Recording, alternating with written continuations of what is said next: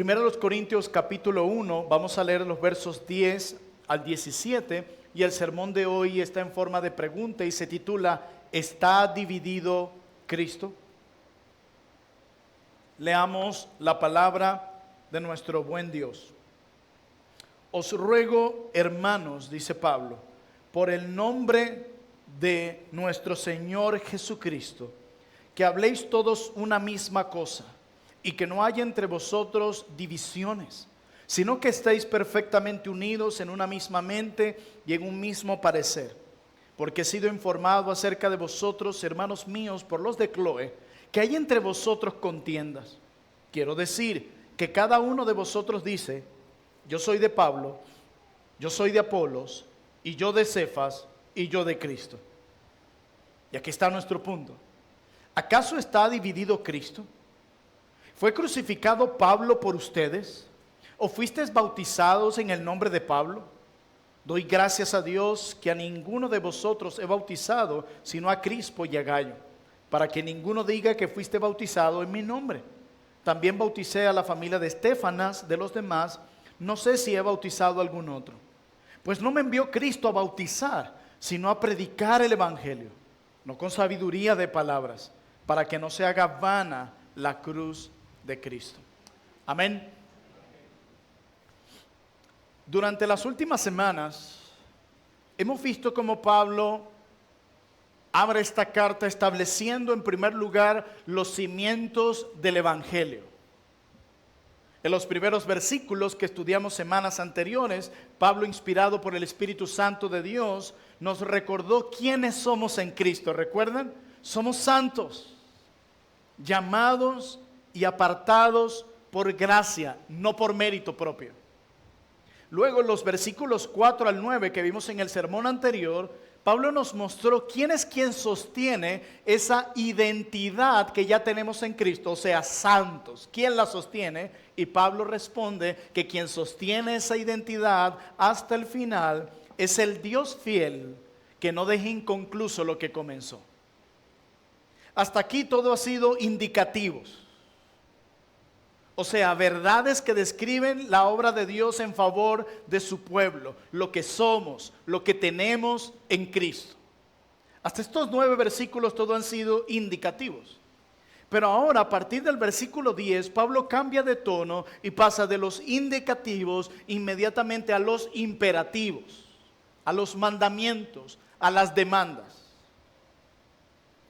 Y Pablo lo hace con prontitud, pienso yo, porque había una enfermedad espiritual tan grande en la iglesia de los Corintios que no podía esperar por tratamiento, y era nada más y nada menos que la enfermedad del ego.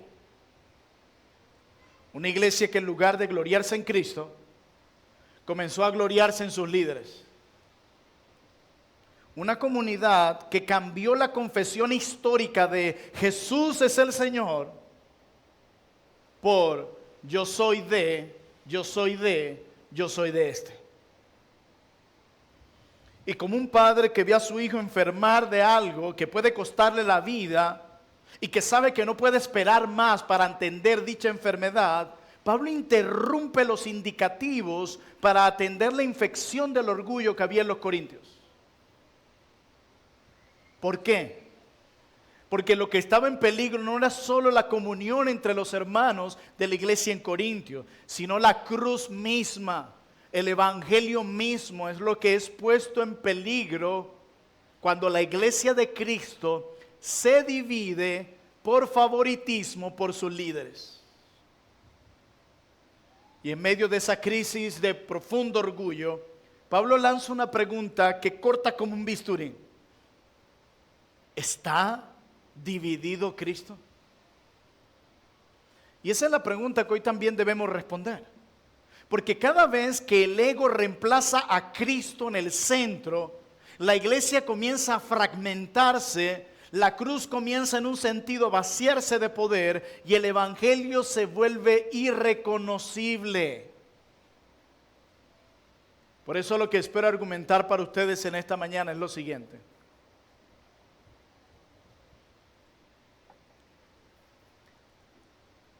No me gustan los argumentos amplios pero no había otra forma de poder resumir mi idea.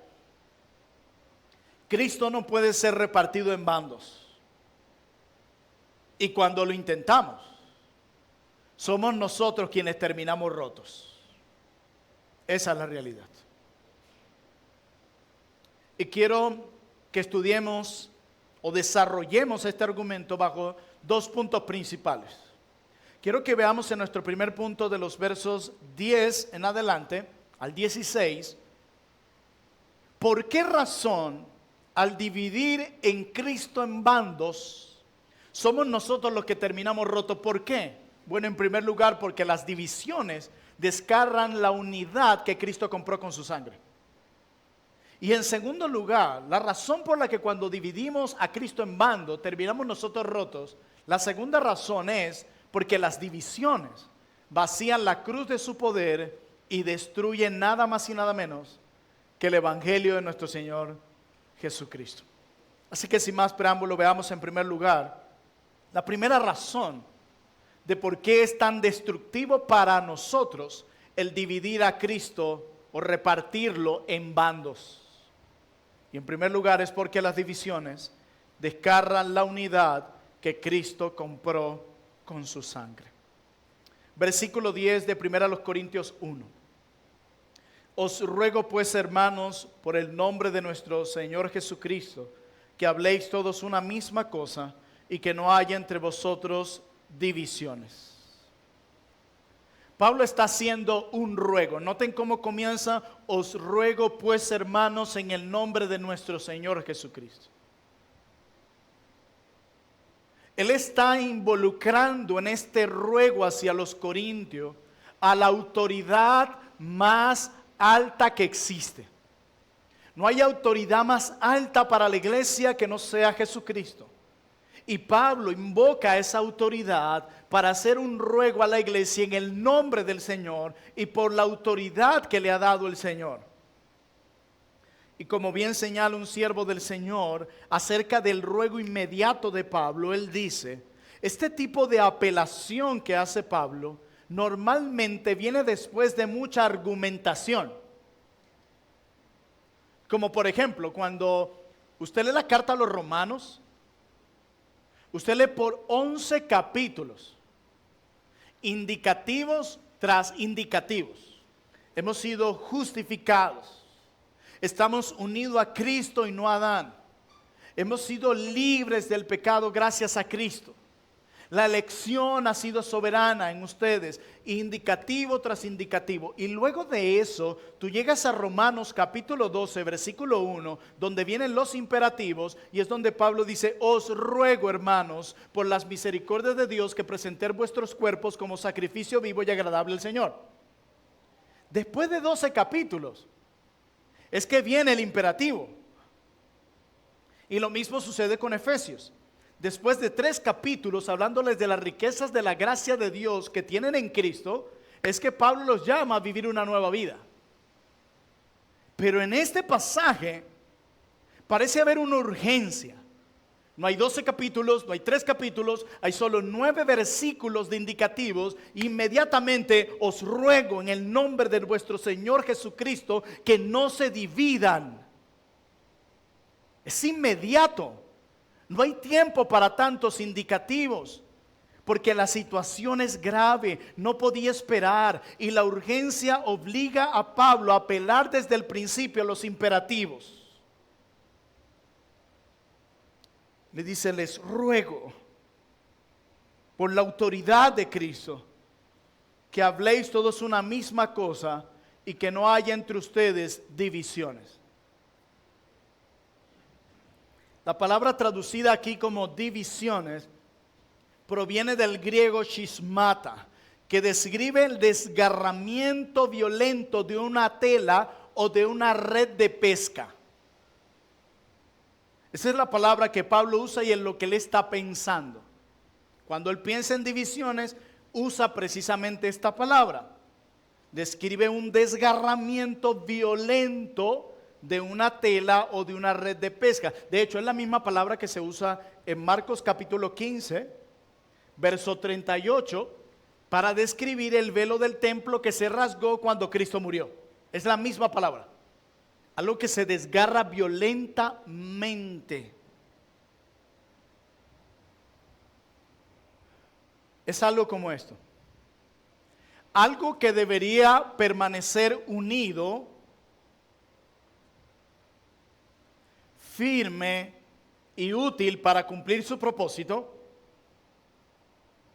como una red de pesca, que cuando se rompe ya no sirve.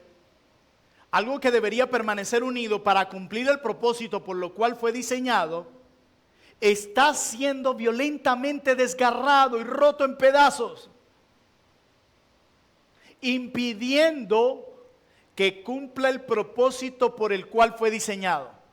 Y cuando lo desgarras, como están haciendo los corintios con al dividirse en partidos por idolatría a sus líderes, lo que están haciendo es que la iglesia, al desgarrarla, se ve afectado el propósito por el cual fue diseñado y que solo puede cumplir dicho propósito estando unida.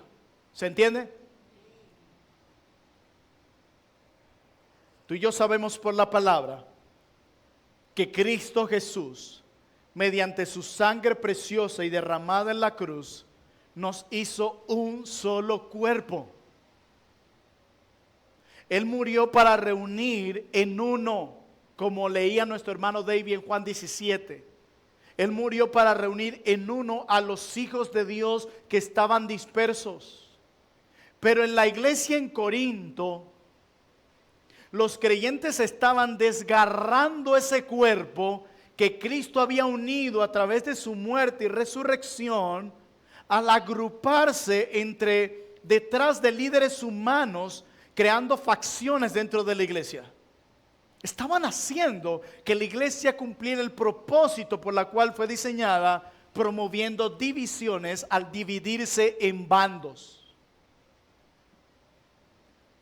Lo hicieron de tal modo que cada grupo encontraba su identidad según la figura humana que seguía. Ya no hablaban de Cristo como el fundamento de su fe. Ya no se hablaba de Cristo como el fundamento de su salvación. Ya no se hablaba del Espíritu Santo como aquel que obra en su santificación, sino de Pedro, de Pablo y de Apolos. Dice el versículo 11, porque he sido informado acerca de vosotros, hermanos míos, por los de Cloé, que hay entre vosotros contiendas. Esto es algo que a muchos de nosotros hoy no nos gustaría que nos pasara. Tú agarras una nota de audio por WhatsApp y le dices a fulanito de tal, mira, fulano y sutano están haciendo esto. Y taca. Esos audios de 5 o 7 minutos que parecen un podcast. Y viene sutano y reenvía tu audio a mengano. ¿Son las cosas que te llegan a ponerte la mano aquí? No. Eso es lo que ninguno de nosotros quisiera. Porque a nosotros nos encanta hablar de los demás, a sus espaldas, y los disfrazamos de cosas piadosas. Bueno, fulanito y tal, me parece, yo no estoy de acuerdo con lo que está haciendo, mira cómo lleva su vida, pero yo te lo estoy comentando solo para que oremos por él. Esto no es chisme ni murmuración, es oración. Porque yo no puedo llevar esta carga solo. O mira, fulanito está haciendo tal cosa, no sé si te dijeron. Deberías hablar con él, pero no le digas que yo te dije. Es prudencia, la Biblia nos llama a la prudencia.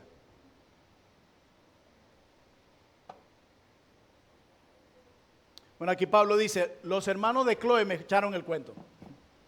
Ellos fueron los que me dijeron lo que ustedes están haciendo. Y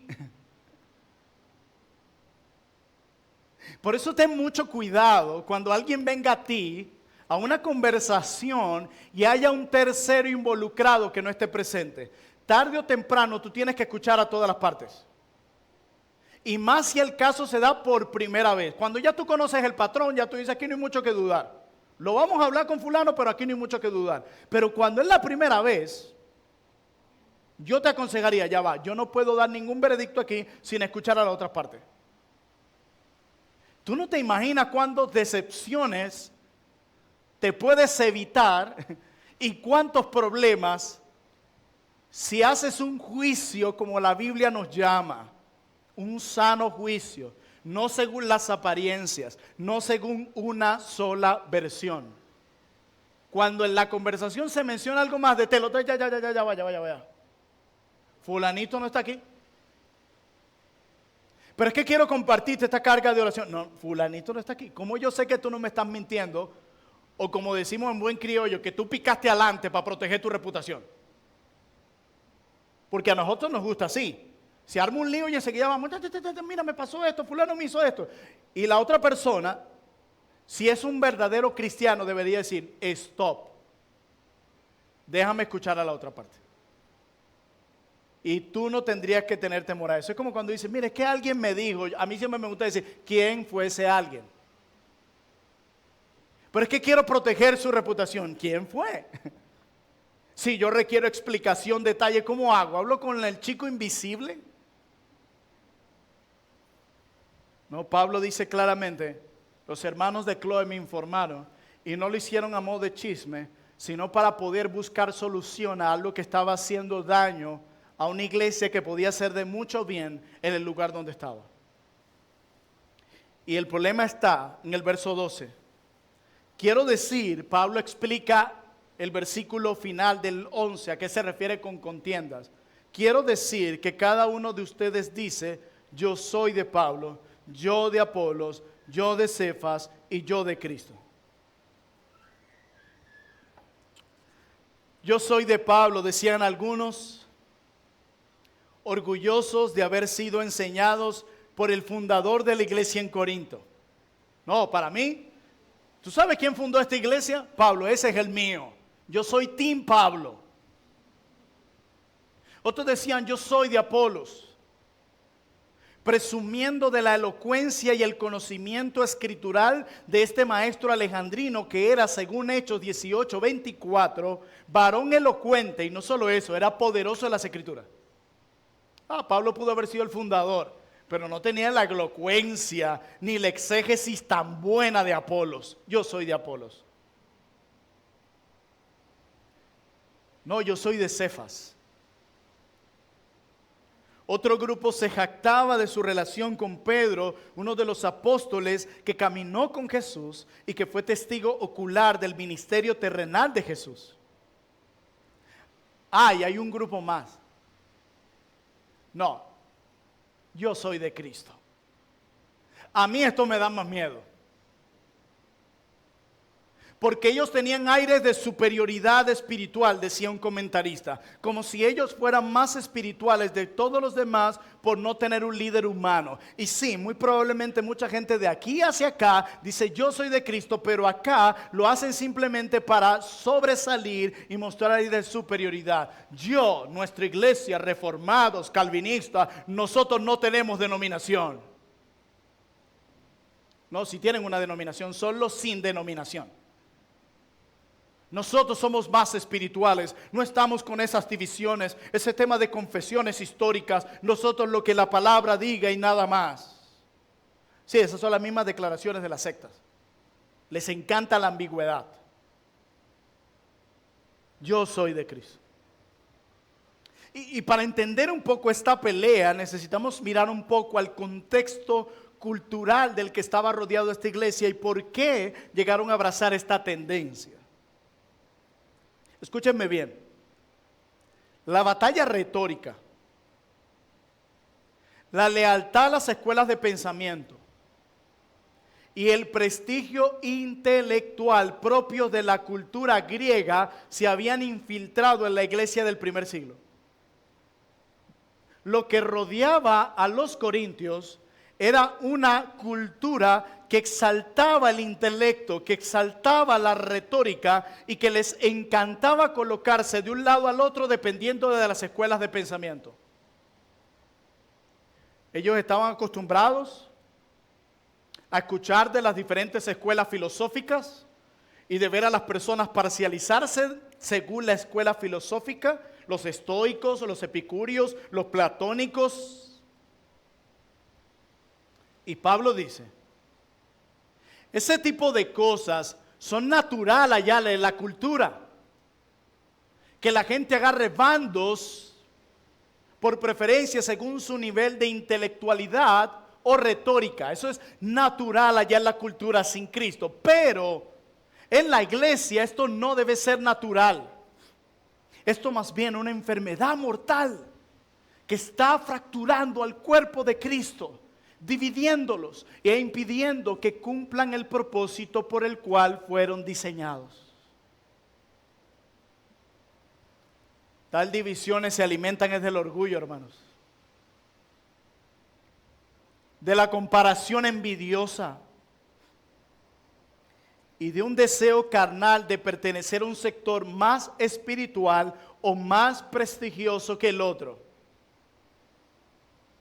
Y cuando eso pasa, cuando llegamos a abrazar esas ideas, la misión de la iglesia comienza a debilitarse. La madurez espiritual de esa iglesia se estanca. Por eso Pablo en el capítulo 3 los llama niños. Pero aún peor, cuando una iglesia comienza a pelearse por bandos que se han levantado, el testimonio de la iglesia ante el mundo se arruina. Se arruina. Y Pablo necesita hacerles entender a ellos esto. Por eso Pablo confronta la raíz del problema con 3 preguntas retóricas. Y estas 3 preguntas tienen como propósito revelar lo absurdo de lo que la iglesia está haciendo.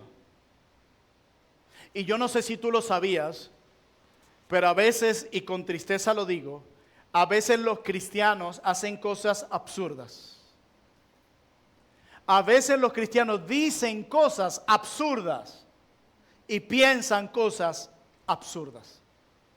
Y necesitamos ayudarles a usar la mente, la autorreflexión con la verdad, para que puedan poner su mente en el lugar correcto. Y las preguntas que Pablo les va a hacer a los corintios son como las preguntas que tú pudieras hacerle a un niño. O las preguntas, decía alguien, que un padre le hace a un hijo que ha hecho algo completamente insensato. Yo no sé si usted en algún momento, si tiene hijos, le ha hecho alguna pregunta como esta cuando hace a alguien algo insensato. Y usted le dice, mira, ¿y tú qué estabas pensando cuando hiciste eso?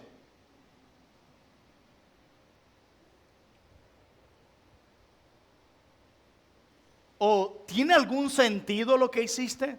¿O hijo, tú dejaste la cabeza en la casa?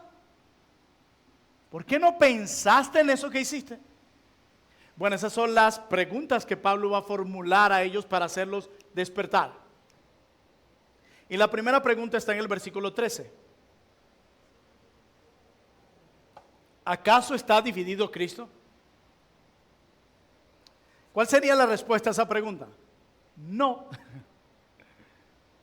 Cristo es uno, hermanos. Cristo es indivisible. Él no puede ser fragmentado, parcializado, dividido en secciones o repartido en diferentes grupos. No puede.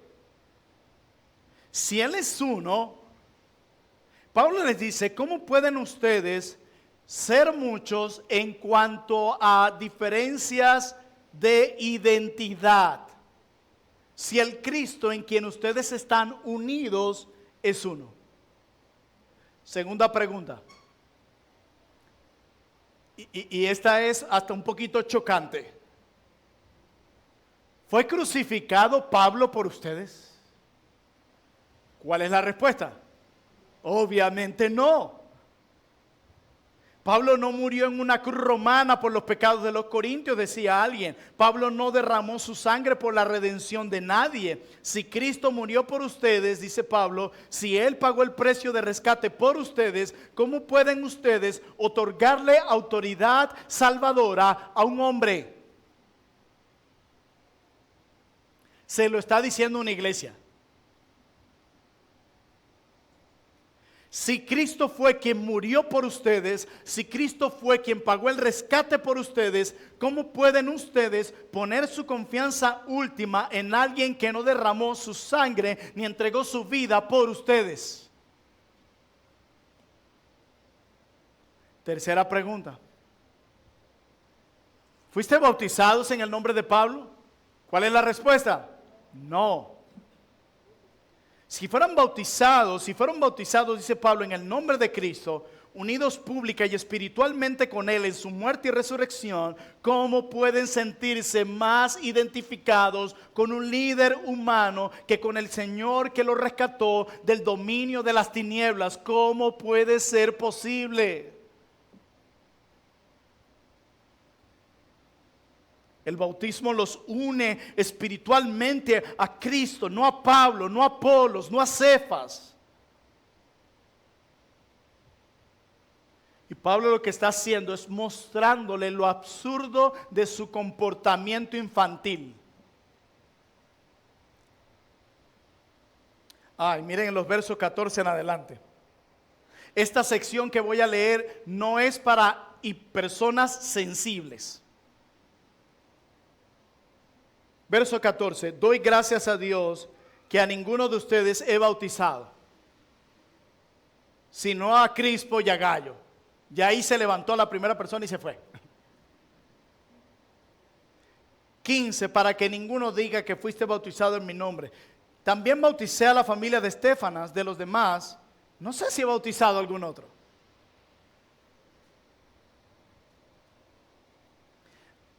¿Acaso el bautismo no es importante? Claro que es importante.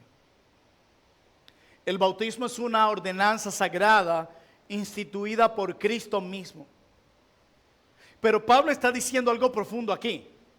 Gracias a Dios que no bauticé a muchos de ustedes, porque ahora no pueden usar eso como una credencial para crear otro bando. ¿Saben cuál sería el otro bando? Los bautizados por Pablo.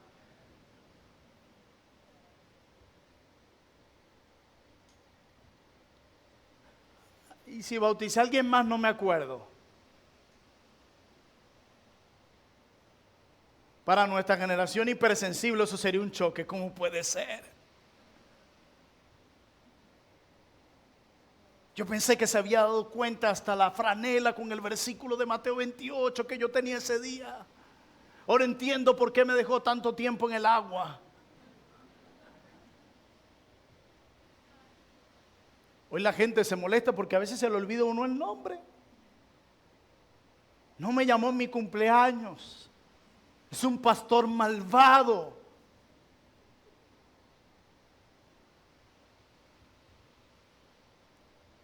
Nos ha tocado pastorear en una época muy difícil.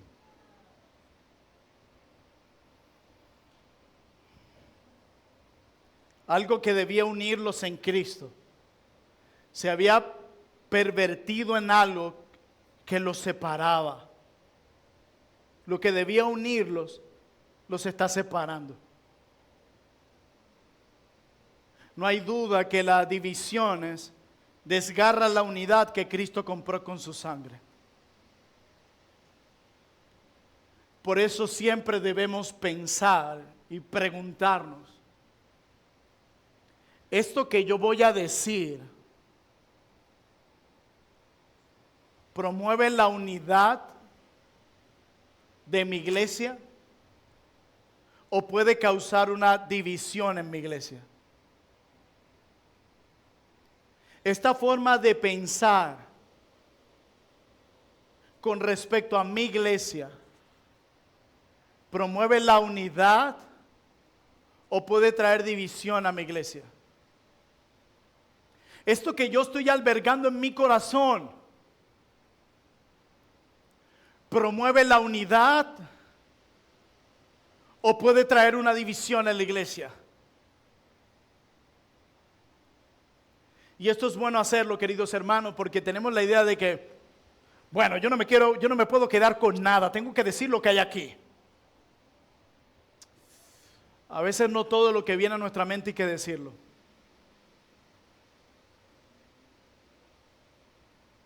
¿Usted ha leído en la carta de Pedro que el amor cubre multitud de pecados? A veces hay cosas que tienes que sanar en tu corazón y perdonar y determinar qué cosa merita realmente una reprensión o abrir tu boca, o qué cosa amerita perdón y sanar aquí. Y escuche bien, sanar aquí. No es yo no dije nada, pero eso lo albergaba en mi alma y seguía y seguía y seguía, pero yo no dije nada. No, sanar aquí, perdonar. Que fuera así el Señor todos los días nos restregara cada detalle de cada cosa mala que hacemos.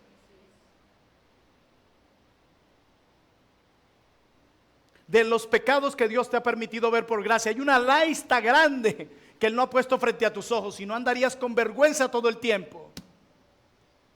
Pero nosotros todo lo queremos decir. Y a veces lo hacemos no porque queremos honor y reconciliación, sino porque queremos reivindicación. Que alguien pague por lo que me hicieron.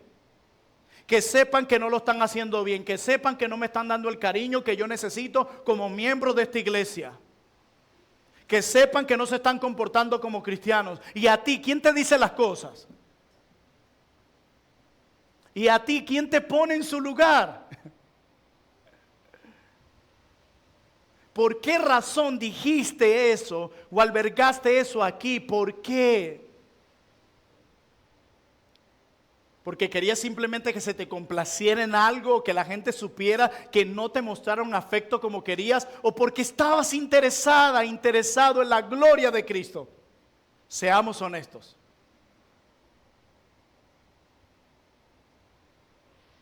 Las divisiones desgarran el cuerpo. Nadie que intente dividir una iglesia saldrá ileso. Porque dice Pablo que somos miembros los unos a los otros. Si tú afectas una parte del cuerpo, tú también vas a terminar afectado, tarde o temprano. Estamos unidos.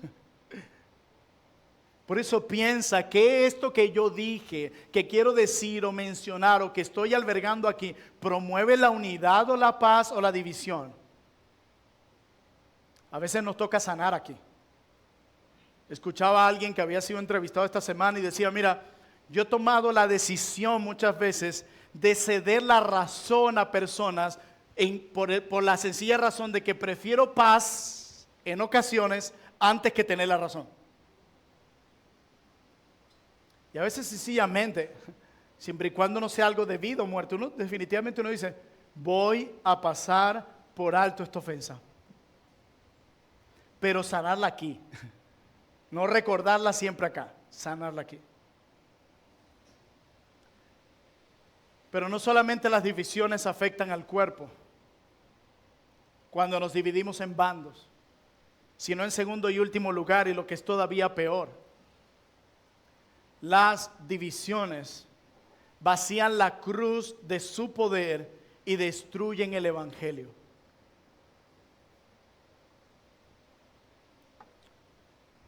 Verso 17. Acabamos de llegar, hermanos, al corazón teológico del problema aquí en los Corintios. Pablo no se queda solo en las peleas, en los bandos. Pablo va más profundo a las implicaciones doctrinales que esto puede traer. Y hace una declaración tremenda en el verso 17. Pues no me envió Cristo a bautizar, sino a predicar el evangelio, no con sabiduría de palabras, para que no se haga vana la cruz de Cristo.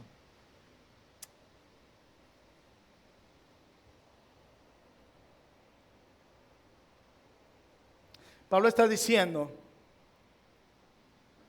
Dios no me llamó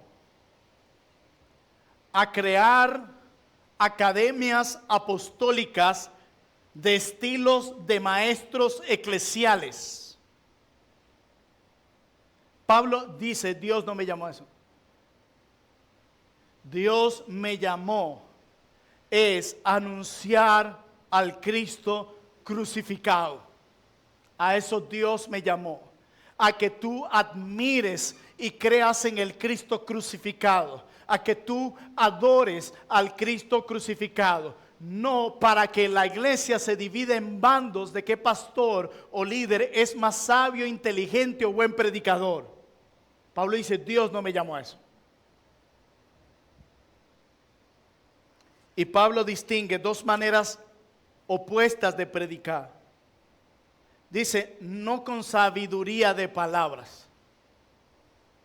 Es decir, con toda la retórica sofisticada, la elocuencia persuasiva, los argumentos impresionantes que eran tan valorados y admirados en aquella época. Y yo pienso que hoy también. Pablo dice, no, yo no fui a predicar así, sino que yo me acerqué a ustedes a predicar la palabra con el poder transformador del evangelio que fluye de la cruz de Cristo, no basado en la elocuencia que yo pudiera tener, sino en el poder de Cristo. ¿Y por qué Pablo hace esta distinción, hermanos? Porque cuando la predicación se apoya en sabiduría de palabras, en la elocuencia e inteligencia de un hombre, sucede algo terrible y Pablo lo dice, la cruz de Cristo se hace vana. Y la palabra vana aquí en griego significa literalmente vaciar, despojar de contenido, dejar sin poder, hacer ineficaz. En pocas palabras, si yo hubiese ido a ustedes con una buena retórica, elocuencia, basado en mi sabiduría, la cruz de Cristo, yo le estaría despojando de su poder, de su eficacia y de su contenido.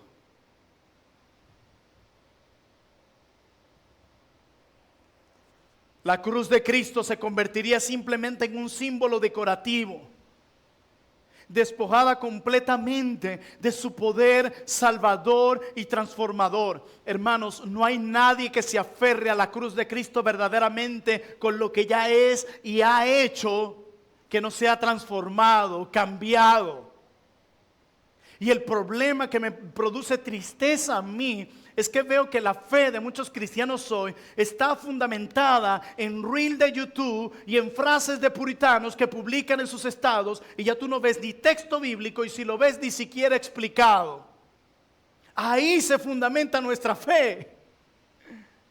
Si no, miren sus cuentas de WhatsApp en la semana y sus cuentas allí en Instagram y en Facebook. ¿Qué es lo que hay ahí? Sí, buenos hombres de Dios, alabado sea el Señor por ellos.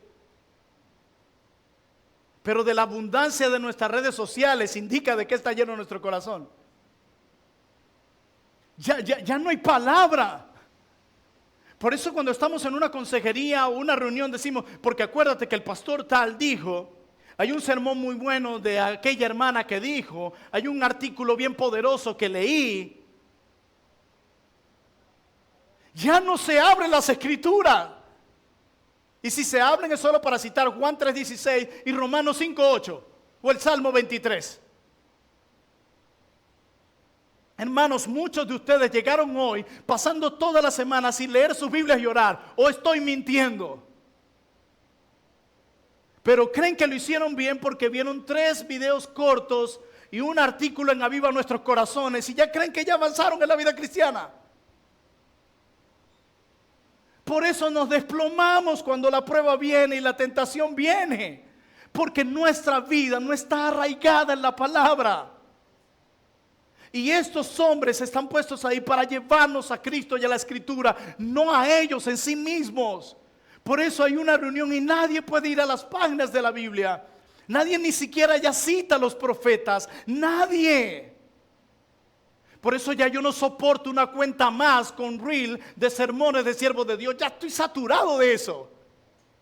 Necesitamos es palabra, palabra. Y esas mismas personas que andan en redes compartiéndola a todo el mundo, que te saturan el WhatsApp con 20 artículos y 5 videos, no entienden que todos esos videos y artículos no son para tú compartirlos. Son para tú leerlos, meditarlos, creerlos y luego hacerlos tuyos, compartirlos y edificar a los hermanos. Esos mismos que están en redes sociales compartiendo de todo, en su iglesia no están discipulando ni a uno solo.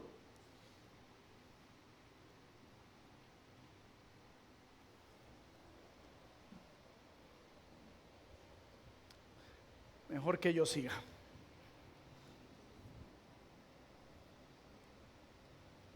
Cuando el pueblo sigue más la voz del hombre que la voz de Dios revelada en las Escrituras, el evangelio deja de transformar vidas y se convierte en mero espectáculo religioso de entretenimiento espiritual, decía alguien.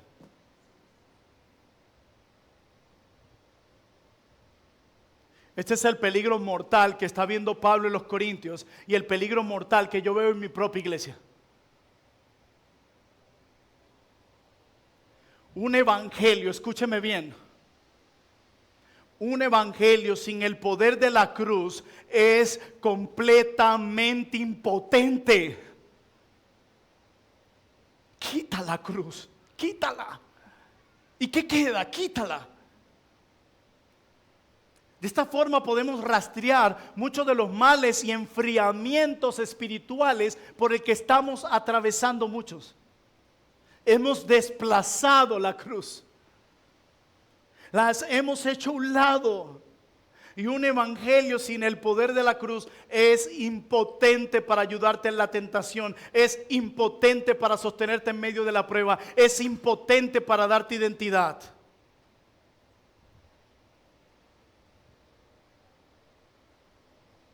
Hemos hecho, decía alguien, de nuestro saber, de nuestro conocimiento, de nuestra sabiduría humana, un verdadero ídolo ante el cual nos postramos. Pregunto, ¿quién de nosotros no está encantado de escucharse a sí mismo? No responda. ¿Cuántos de nosotros no pensamos en el fondo que realmente somos más sabios que los demás?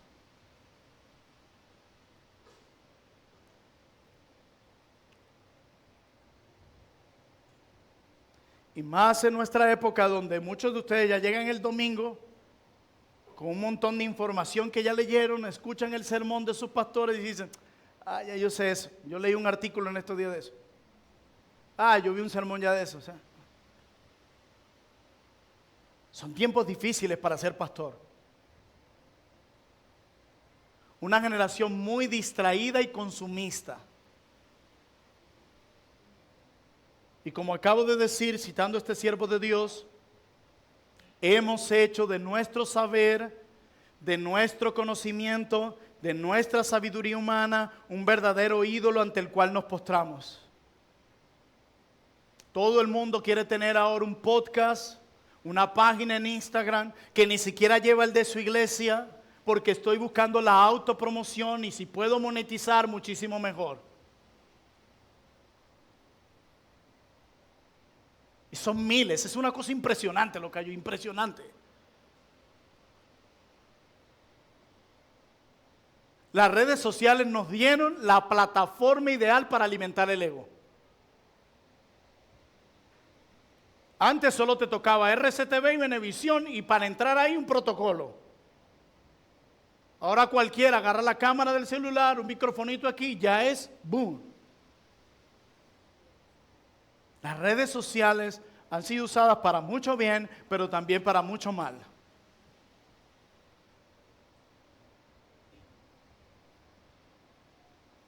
Ahora bien, hemos dicho que las divisiones desgarran el cuerpo y las divisiones opacan el poder de la cruz, poniendo al hombre en un lugar que solo a Cristo le pertenece.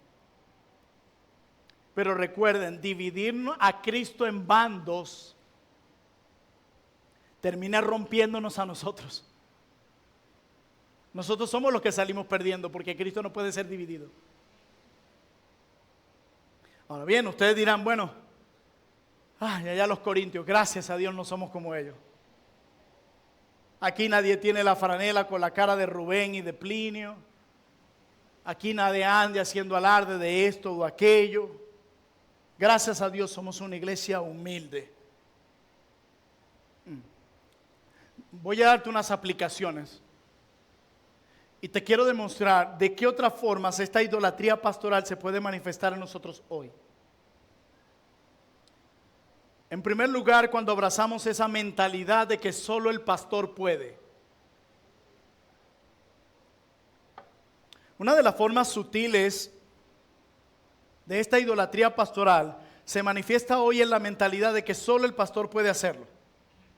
Por ejemplo, cuando un hermano está pasando por una aflicción, por una enfermedad, por una crisis familiar, ¿qué sucede?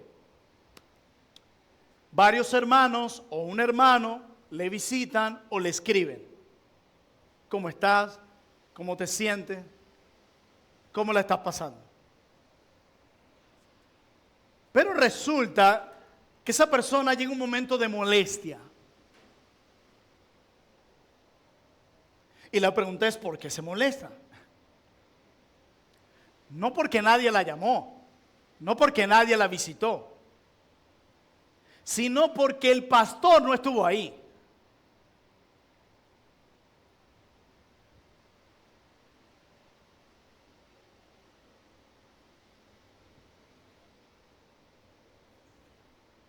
Mi problema no es que la iglesia no me visite, es que yo quiero que Él esté aquí. Y sí, es un gozo visitarle y acompañarle. Cada semana los pastores aquí toman un tiempo para visitar a alguien, llamarlos y orar por ustedes. Es un gozo. Pero el problema es cuando terminas menospreciando al resto del cuerpo.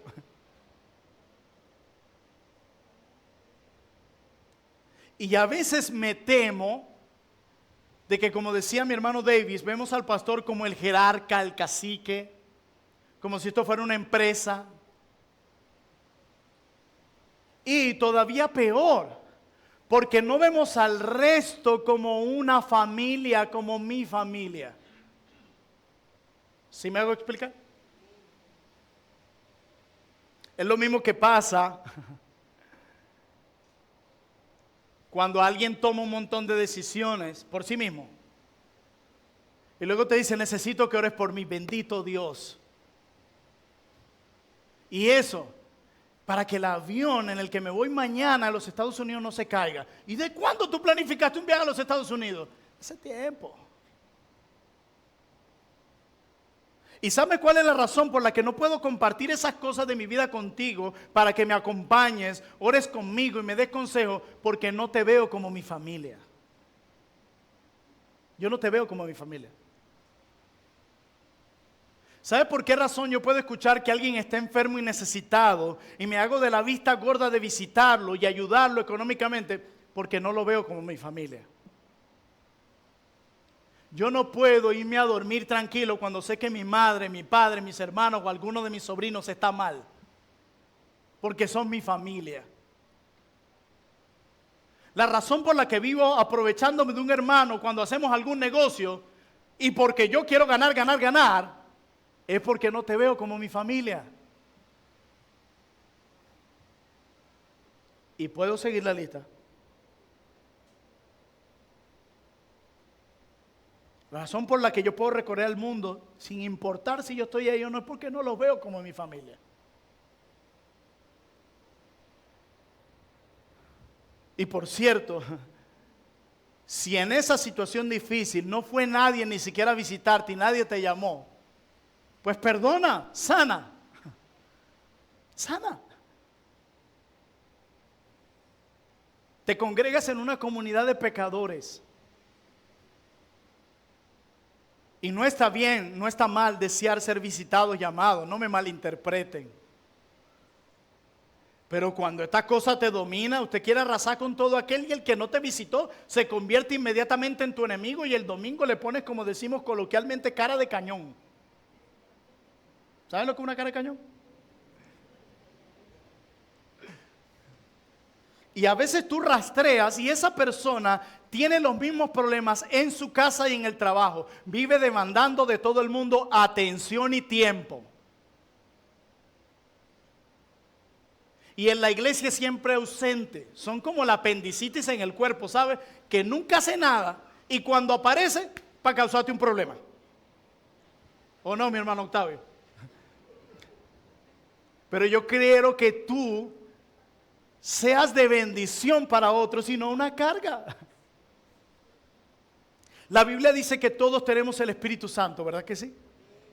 Que todos somos parte del sacerdocio real, ¿verdad que sí? Que todos hemos sido llamados al ministerio los unos a los otros, ¿verdad que sí? Entonces toda tu iglesia, mira a tu alrededor, toda tu iglesia está capacitada para asistirte en ese momento difícil. No necesariamente tiene que estar ahí el pastor. El pastor puede estar también atendiendo una oveja más, pero no se te olvide, él no es omnipresente. Ay, tampoco omnisciente. Para aquellos que dicen, pensé que se había dado cuenta de lo que me pasaba. No vi que en lugar de café, como siempre, elegí té. Y nos reímos, pero si nosotros pudiéramos escribir un libro, Ciso y yo, se llamaría Lo que callan los pastores. Y otra forma en la que veo esto es cuando alguien necesita consejo. Y ellos dicen, mira, nadie está capacitado para aconsejarme. Solo el pastor puede hacerlo. ¿Acaso la Biblia no dice que todos tenemos la mente de Cristo? ¿Acaso no todos tenemos la palabra profética más segura? ¿Acaso en todos no mora la tercera persona de la Trinidad que nos guía a toda verdad? Y más aún, hermanos, ¿acaso no están todos ustedes expuestos a los mismos sermones semana tras semana?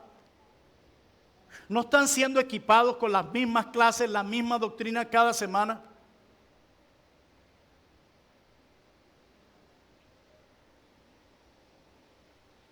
¿Se acuerdan lo que les decía hace rato? Todo lo que leemos y escuchamos, que es una bendición, no es simplemente para llenarle el WhatsApp a nuestros hermanos de información. Es para que tú y yo podamos leerlo, meditarlo, creerlo, compararlo con la Escritura y luego usarlo para edificar a mi iglesia cuando lo necesiten.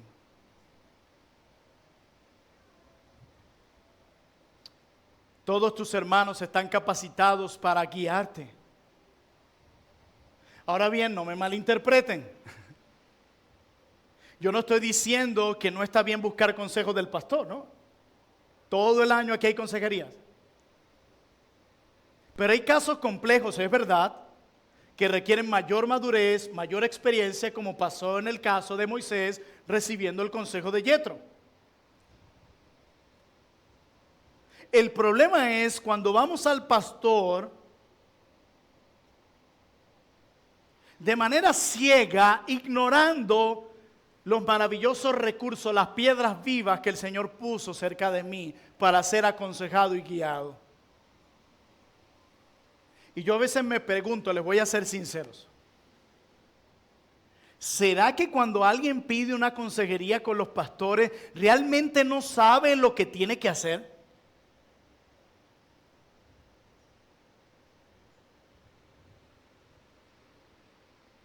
¿Es por ignorancia? A veces yo pienso sencillamente que en medio de la discusión necesito a un padrino y creo que el pastor va a ser el propio si llego allí con un mar de lágrimas.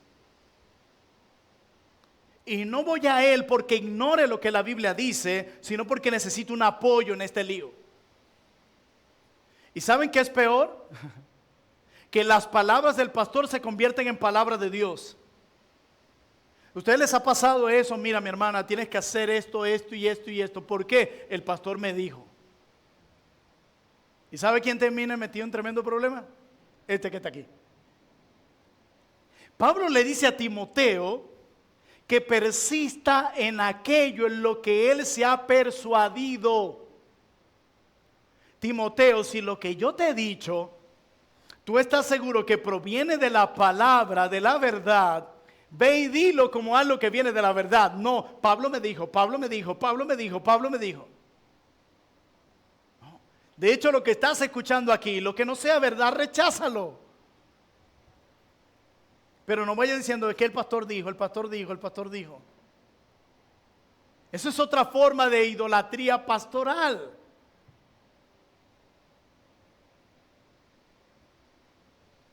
O todavía peor,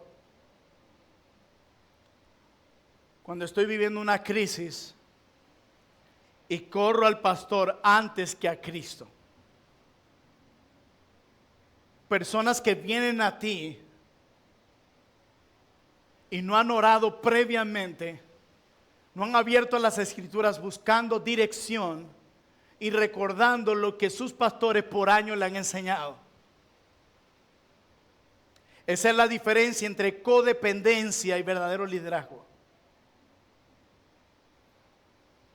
Y todo esto, hermanos, opaca la cruz y minimiza la obra de Cristo, exaltando al hombre. ¿Por qué? Porque ya no es Cristo el Salvador, sino el pastor el que salva. Ya no es Cristo el que me sostiene en la debilidad, sino el pastor. Ya no es Cristo quien me da vida espiritual al ser la vid verdadera, sino el pastor. Ese es el problema, que quitamos a Cristo del centro, aunque no lo digamos explícitamente.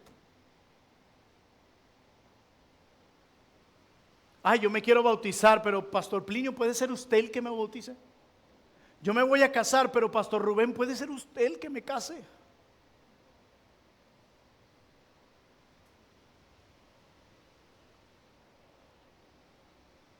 Pero ¿saben qué es aún peor? Que este tipo de idolatría pastoral promueve el abuso espiritual. Cada vez leo más de abusos en las iglesias.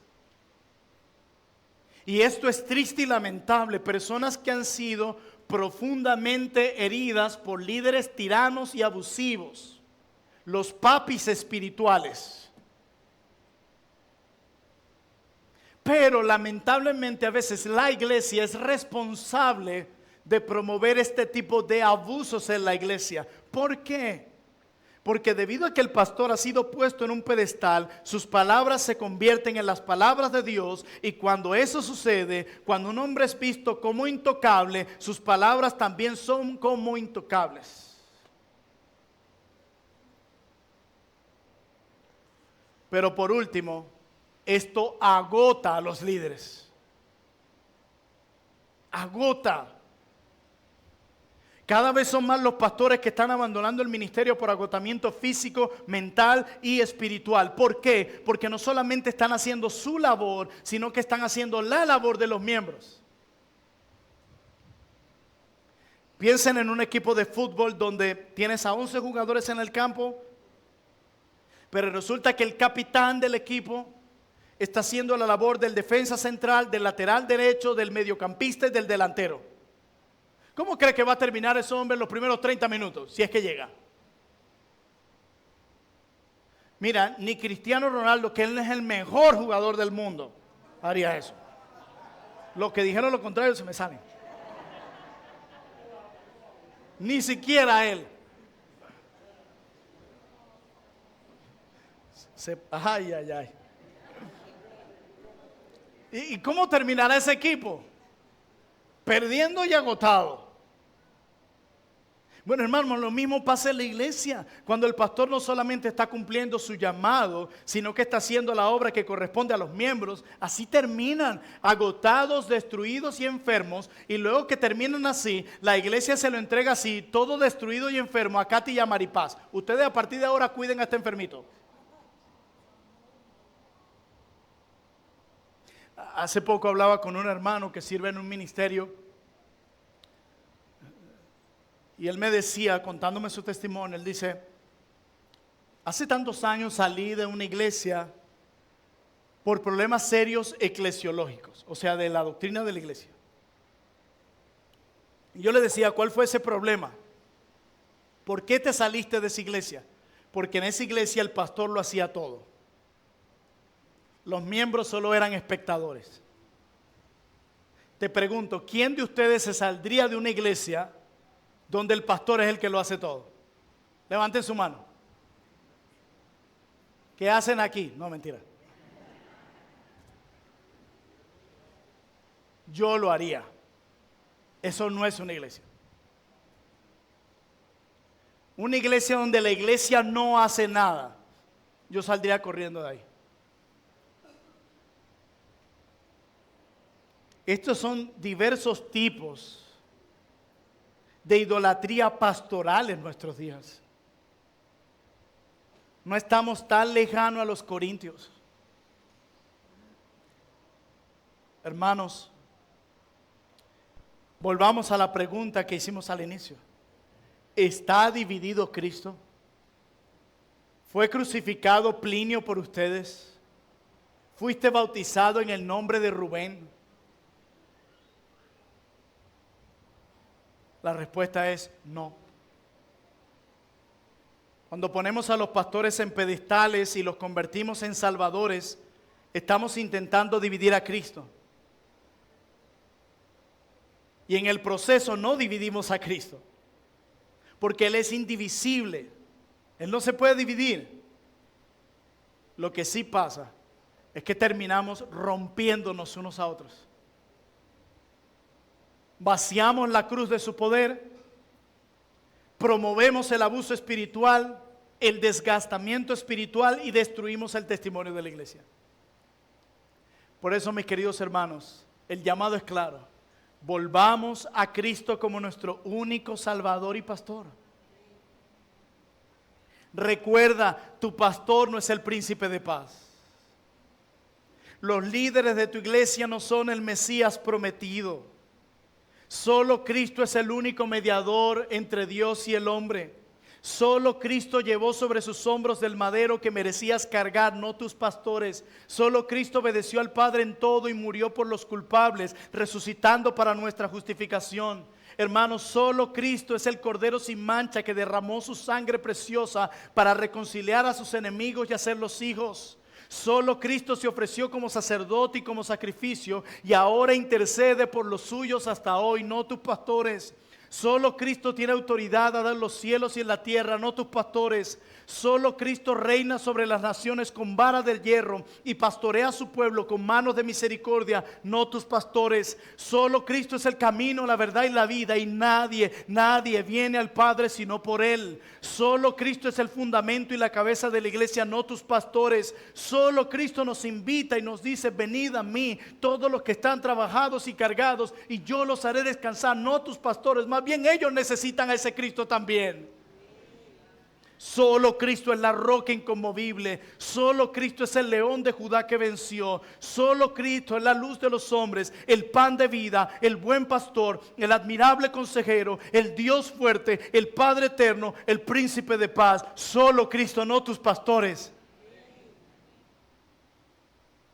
Ama, honra y respeta a tus pastores. Y más si están predicando la palabra de Dios fielmente. Pero no trates de encontrar en ellos lo que solo Cristo te puede dar. Porque ellos mismos necesitan a ese Cristo. La solución no es, bueno, ahora no le digo nada si fue un buen sermón.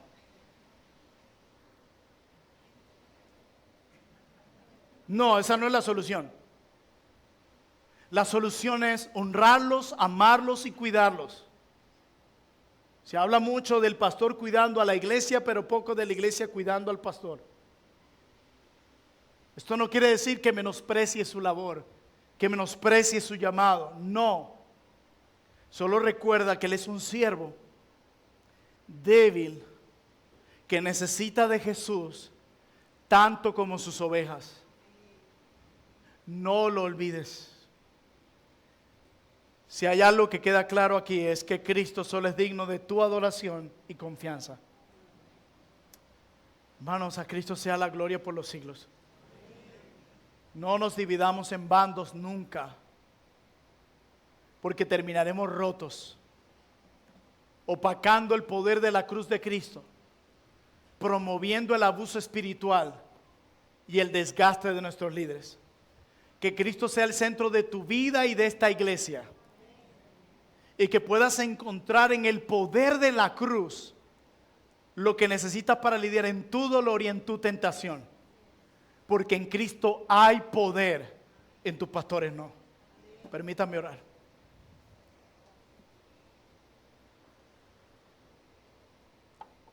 Padre, ayúdanos a ver a nuestra iglesia como nuestra familia.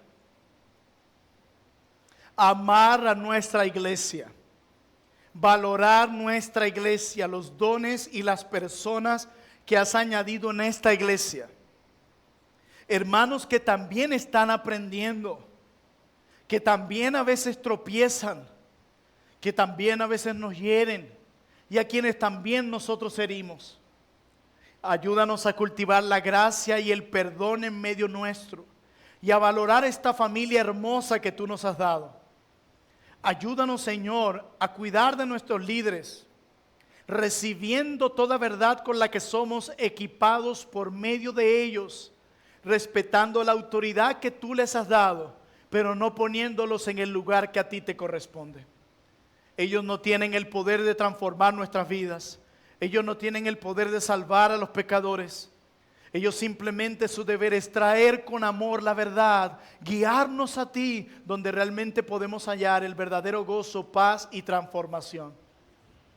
Señor mío, Padre de gloria, que la meta de nosotros sea la misma de Jesús, la gloria del Padre y no la de los hombres. Te suplico, Señor, que protejas a esta iglesia de la idolatría en todas sus presentaciones. Te pido que protejas a esta iglesia de este tipo de daño y pecado que ha provocado que muchos abandonen la iglesia cuando sus líderes pecan. Esta iglesia que siempre pueda estar sostenida en ti y solo en ti. Te lo pido en Cristo Jesús, el dueño y Señor de la iglesia. Amén.